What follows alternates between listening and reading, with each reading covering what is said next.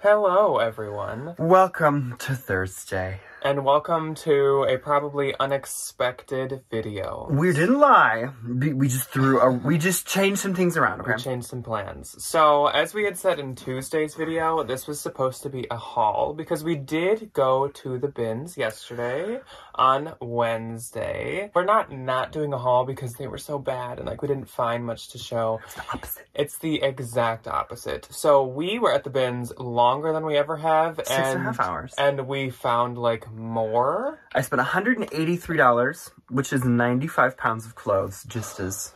It was our biggest bins haul ever, and that's actually why we're not doing one yet. No. Because we need to get it under control. We need to sort it. We need to, just figure our stuff out before we can show you guys. So, I would say it is possibly our best ever. Not that we found, Gucci or Louis. We did find a few little designer things, though. We found a lot of super, super good stuff. I'm just saying it's not we found a Gucci, Marmont. Crazy good stuff, though. And that's probably okay that we're not doing one because I know we have kind of been, bombarding you guys with hauls a lot lately because that's what we all love to see and do. We have a surprise bolo for you guys today that we actually just threw together yesterday after we figured out. We were literally running around, if you know the skit of SpongeBob in his head when all the people are running around. He forgot his name. And he forgets his name. They're like, name, what's his name?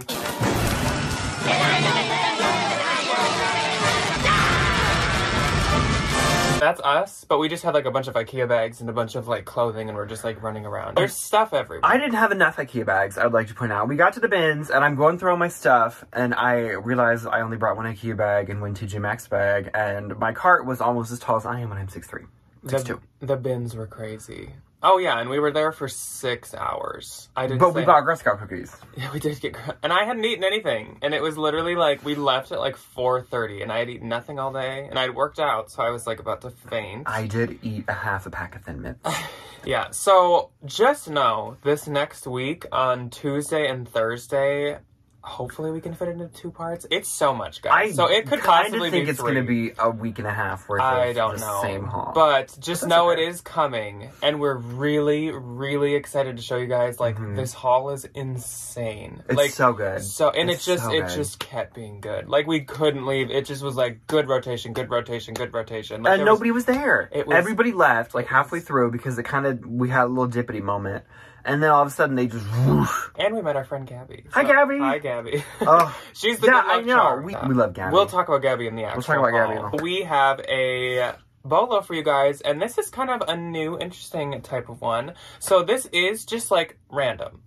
All these brands they have nothing. I mean, some might have some in common, but for the most part, just random brands that are all bolos. They're not all high value. They're not all low value. A good smattering. They're not all shoes. They're not it's just totally miscellaneous. And actually, Ryan came up with his 5, and I came up with my 5. We did agree on them, but we came up with them together. So I think this will actually be very handy because obviously, I focused on runway, high-end, super nice ones. And I sell things to teenagers. Yes, which I think there are people, some of you guys that like to learn the high-end ones, and some of you guys that like to learn the more a little bit more obtainable. So I think is what we'll call them. This is going to be a very balanced, this is gonna be fun. Nice bolo, and we're very excited to bring it to you guys. We will jump right into it, and my first brand kicks off with definitely one of the most expensive ones that's on my list, and my first brand is called Attico, A-T-T-I-C-O, but now they are called The Attico. I'm not sure why it changed, or if it ever changed, maybe it was always called The Attico. Why did they rebrand with a V?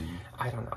But Attico is a very, very expensive brand, and it's actually the word in Italian for penthouse, so kind of like an attic, like a big attic, I guess is where it gets the name Attico from. It started in 2016 in Milan. So she's new. And they focus on glamour and sparkle because it was created by 2 people that were really into glamour. So that's where it comes from. As all of the Italians are. And they are the price range that they should have runways, but instead they do more seasonal lookbooks and collections. So they go somewhere and they take photo shoots instead of actually having people walking down a runway. That's so pretty. Attico is known for their shoes and dresses and blouses, but actually Attico makes everything under the sun. They make sweaters, pants, jeans, literally everything. They use a ton of colors and funky prints, lots of psychedelic, lots of like feathers and sparkles. It's really, really like a fun brand. And they use a lot of animal prints too. So it's all kinds of prints. They are sold on Essence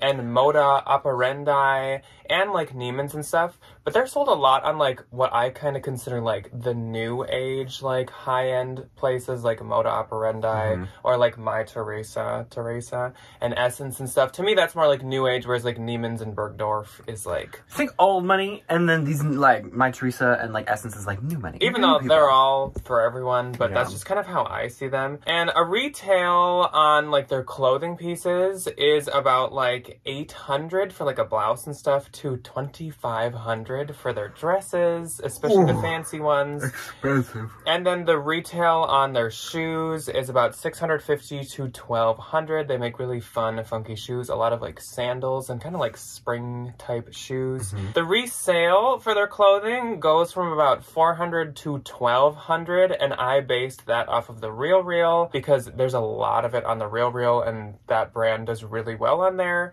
And then the resale for the shoes is about $300 to $450, and that's also based off of the Real Real. And actually, neither of us have ever had Attico, but I just know that it has been a bolo of mine for a long, long time, and I know it would do very well. Of this turning up in the bins. But it would do very well, and it's worth a lot, so it's a bolo that everyone should be looking for. Yes. Mine is definitely a little lower in terms of the price range.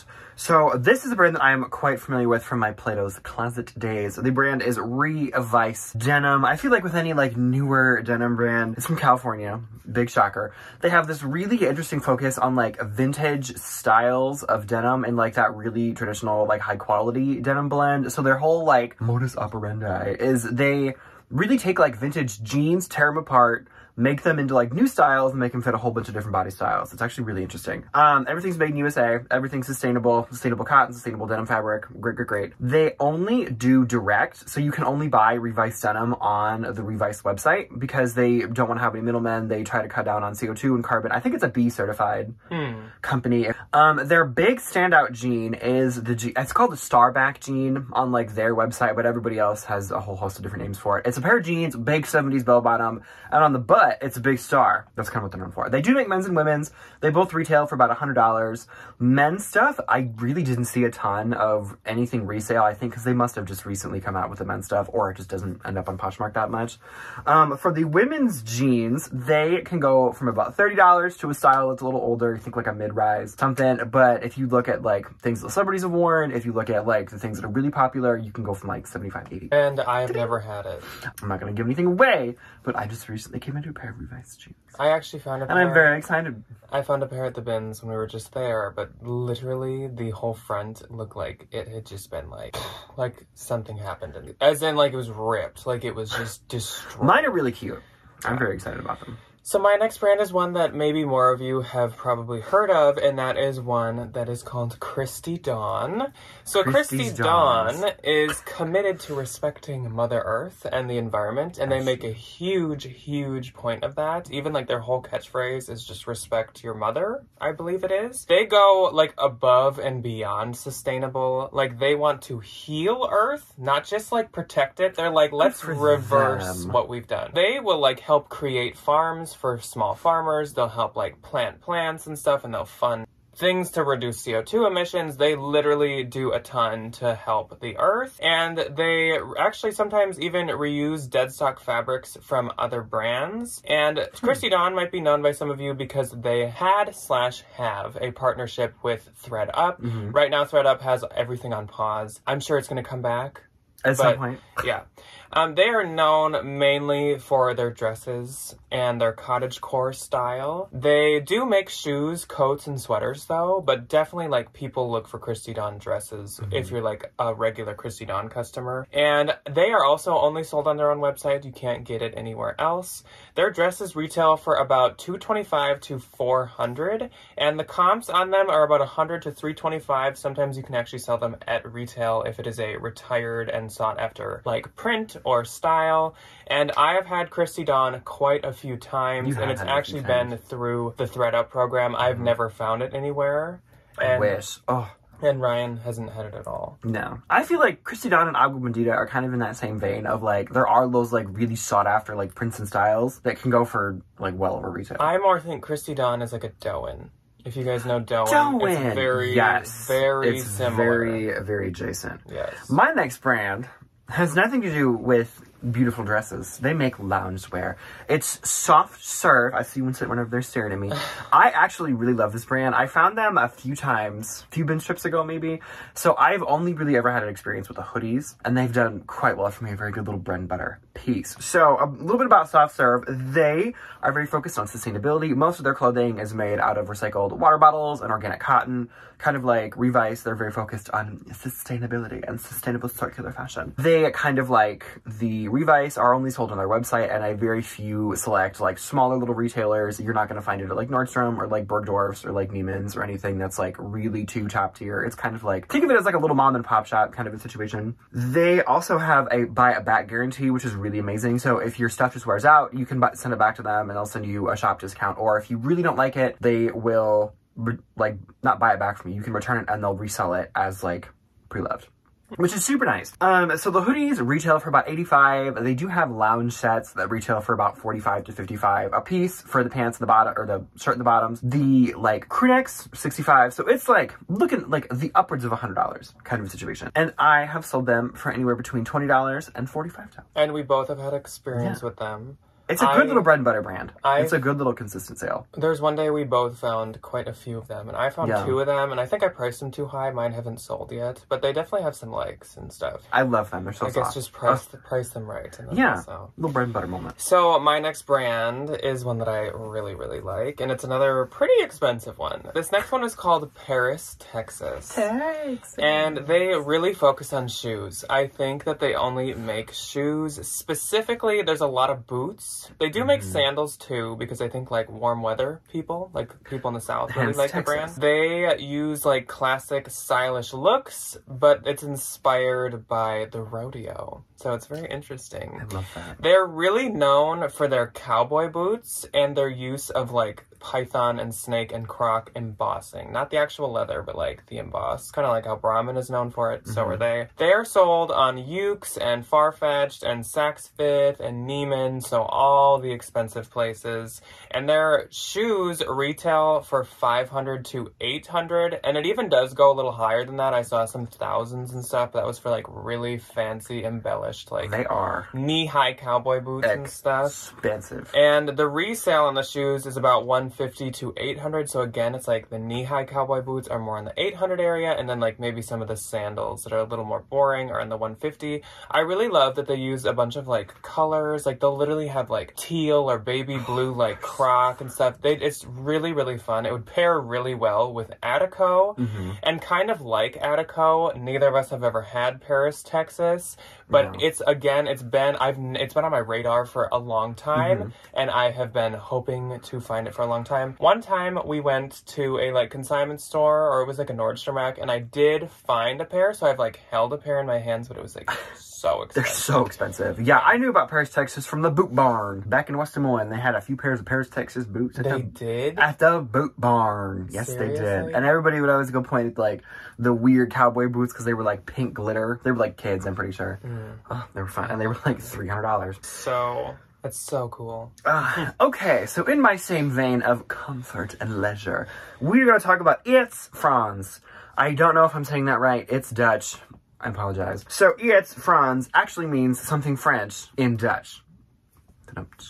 Anyway, so they're owned by Urban Outfitters, but they are sold at places like Nordstrom because for some reason Urban Outfitters and Nordstrom seem to have this little like co-op-y thing going on where you can buy like the Urban Outfitters like in-house stuff like BDG, Iets Frans, and a few of the other ones like owned by Urban? Yeah, like at some of the Nordstrom boutiques. Weird. Their whole little vibe is like elevated sportswear. They try to take some of the like fabrics of like traditional leisure suits and traditional like sportswear, like after workout stuff or whatever, and kind of just like put it in a more modern context. So like the fits are a little bit better. They do a lot with sets. Iets Frans is very, very, very, very infamous for their sets, especially the brown sweat set that everybody went AWOL over. They kind of like don't really have the highest retail, so they go for about 40 to 60. Obviously the sets like $40 to $60 a piece for the top and the bottom. And then the men's stuff kind of is in that same ballpark because they do make men's and women's.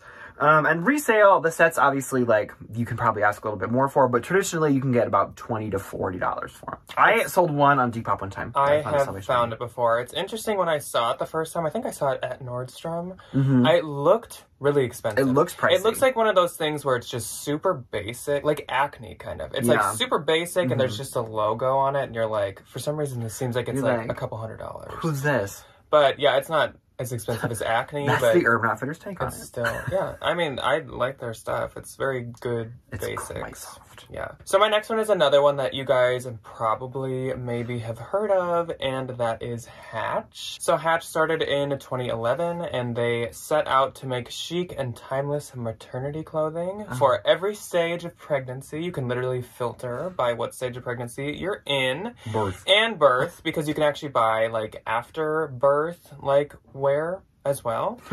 Obviously, they are known for maternity clothing. And afterbirth. And they aren't really known for, like, a particular category. Like, they make everything. They make jeans, leggings, dresses, tops, jean jackets. Like, literally every single category. I guess maybe not shoes, because you don't really need special... Well, you probably want comfort. Your feet swell sometimes when you're Maybe pregnant. they do. I actually don't know about that. But they have also done a collab with J. Crew before, and they have a line with Target, and that line is called The Nines, and it is obviously much less expensive, kind of like Assets by Spanx was, but it still has like a following, and so I would definitely pick it up, especially at the bins, because it still can sell for something. Or at like 99 cent day. Yeah. At the thrift store. And then the J. Crew collab is actually quite valuable. Like, that actually sells for a lot, and I think it was quite expensive, but I have, I'm not supposed to say my experience till the end, so...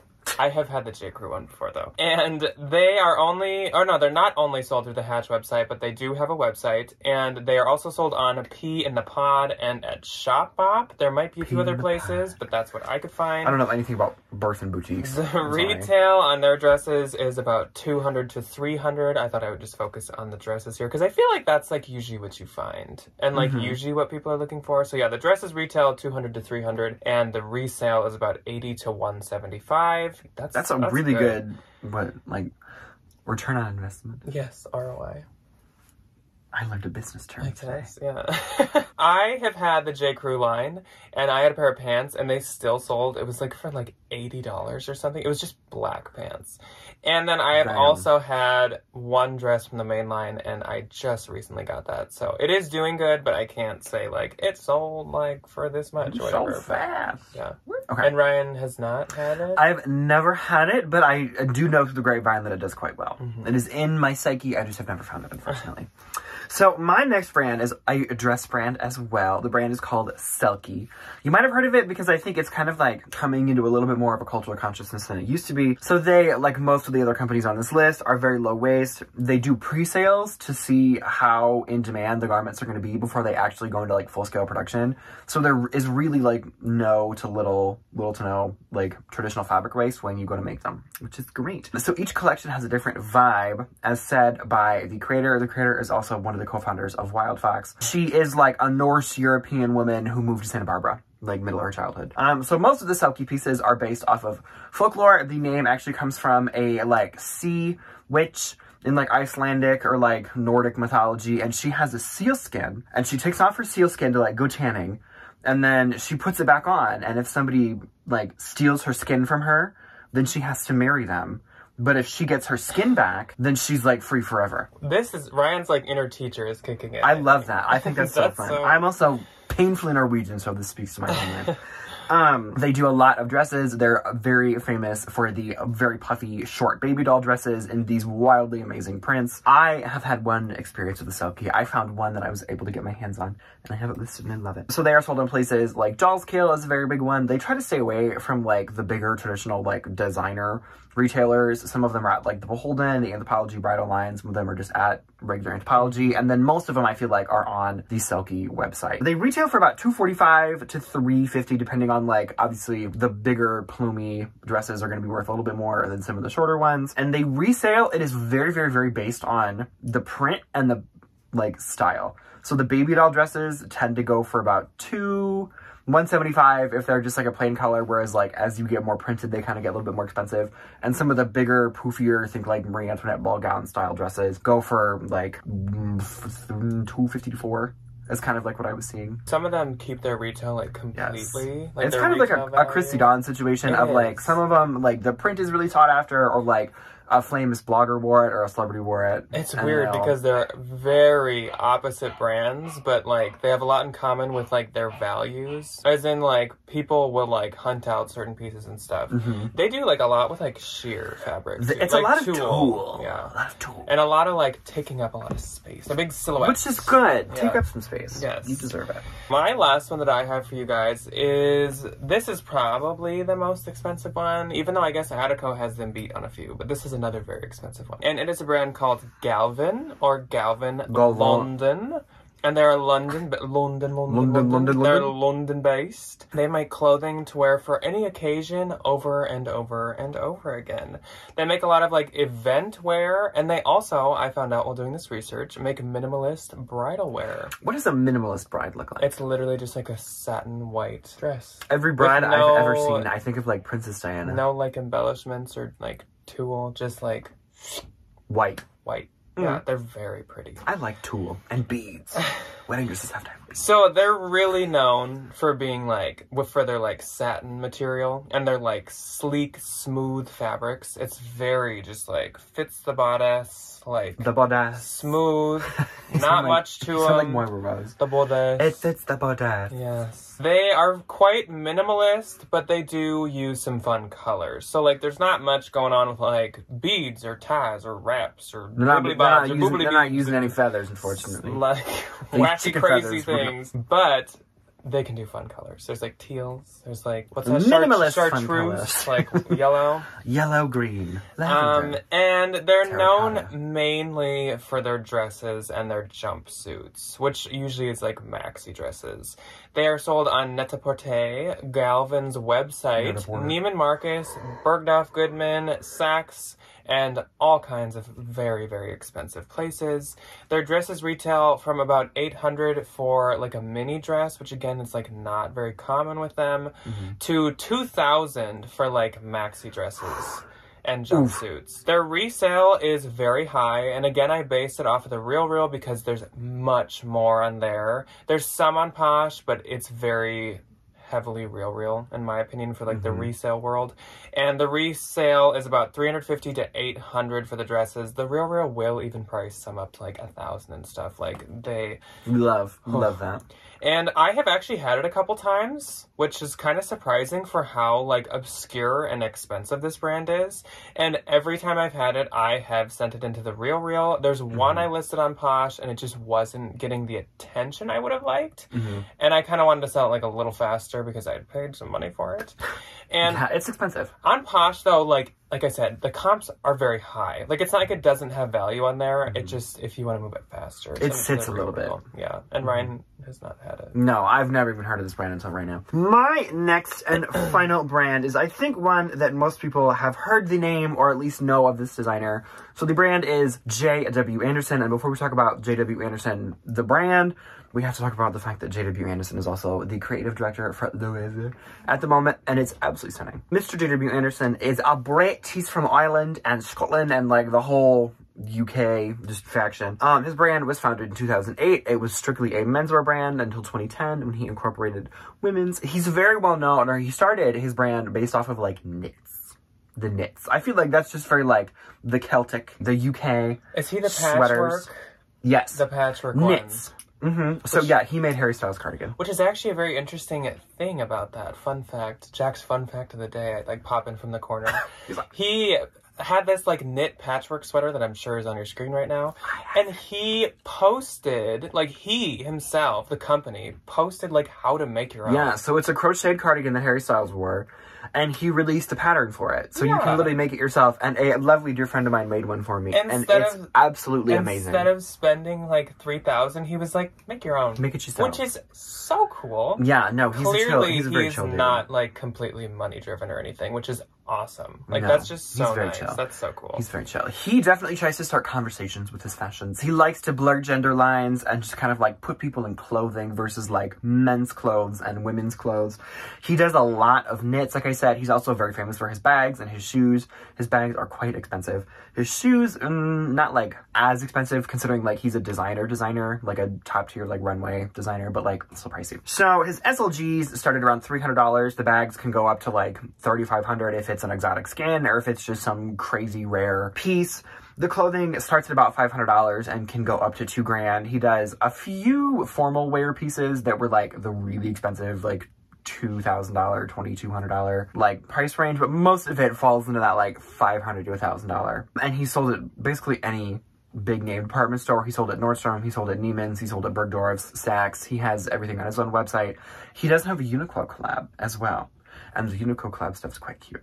Did you mention the Converse? And he does Converse collabs. So he's also one of those people where he does like collabs with other designers. So he had a pair of Converse, which is kind of like the Comme des Garçons Converse, where like they have the really cute little JW monogram on them, and I want them very big. They're very cute. And then he did Uniqlo, and I think he did one other kind of like fast fashion-y collab. Yeah. From Oh, back in he the did day. like Topshop. I think. Yeah, Topshop, that's and what it was. he made a ghost sweater that I want so bad. Yeah. It's so cute. So every now and again, he'll kind of like sprinkle in something for us, Yeah. us peasants to buy, which is nice. So, those are our fun. 10 Bolo brands for you. It feels like we haven't, like, done a fun, like, free-range one for a while where we could just pick any brand. A Like, homegrown Bolo. yeah, it's always, like, denim or, like, dress or, like, something. But, like, it was kind of cool to be able to just, like, pick whatever ones we wanted to talk about. It And was stuff. fun. And I hope that you guys learned something today. Please let us know. Like, let us know below. How many of these were new to you? How many of these were, like, you already knew and you're like, stop talking. Like, I know. Who doesn't know about this? And we will see Sorry. you guys. I will see you guys on Saturday for a real video of some sort. Something with my sales and probably a little bit of information. Again, if you have questions for that too, leave it below. And then next week, get ready. Hold on to your butts. Cool. Big haul. At least 2-part haul. Big haul. Really good. Good haul. We'll see you then. Goodbye. Bye.